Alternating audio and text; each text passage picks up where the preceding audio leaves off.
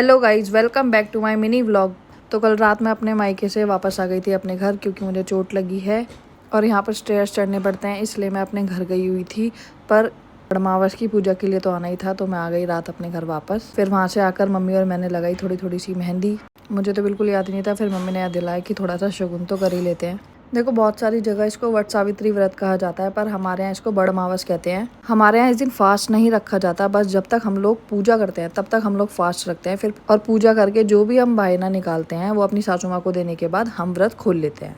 तो मैं इतने उठकर नहाई थी, इतने मम्मी ने सारी तैयारी कर दी थी कि मेरे पैर में चोट लगी है। भाई मम्मी मुझे कुछ नहीं करने दे रही। भाई इतनी अच्छी सासू माँ मिली है ना मुझे, इतना ज़्यादा लकी फील करती हूँ मैं।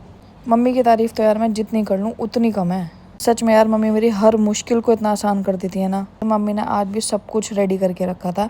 मुझे सिर्फ मम्मी ने जो जो बताया मैंने वो किया। थोड़ी सी तैयारी बाकी थी, वो मैंने कर दी। पूछ रही थी कि क्या पहनूं। देखो, सोचा तो मैंने बहुत कुछ था कि क्या पहनना है क्या करना है, पर पैर में चोट लगने की वजह से मैं कुछ नहीं कर पाई। और फिर मुझे मिला एक सरप्राइज।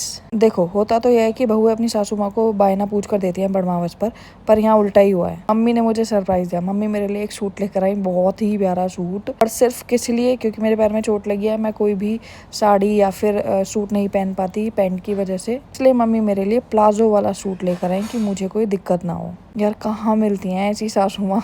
पता नहीं मैंने कौन से कर्म किए होंगे जो मुझे मम्मी मिली है सही में। और ये पैर की चोट इतनी ज़्यादा बढ़ती जा रही है कि मुझे लगा आज डॉक्टर की मुझे दिखा ही लेना चाहिए। पेन की वजह से ज़्यादा कुछ करने का मेरा मन नहीं कर रहा था, फिर भी मैंने थोड़ा बहुत खुद को रेडी किया। तो पेन में जितना भी मुझसे हुआ थोड़ा बहुत रेडी होकर मैं ऐसी लग रही थी। पेन इतना ज़्यादा हो रहा था कि खड़ा होना भी मुश्किल हो रहा था, तो मैंने स्टूल पर बैठकर पूजा की। मैं हर चीज़ बताती जा रही थी कि क्या क्या करना है, और मैं जैसे जैसे वो कह रही थी वैसे वैसे करती जा रही थी।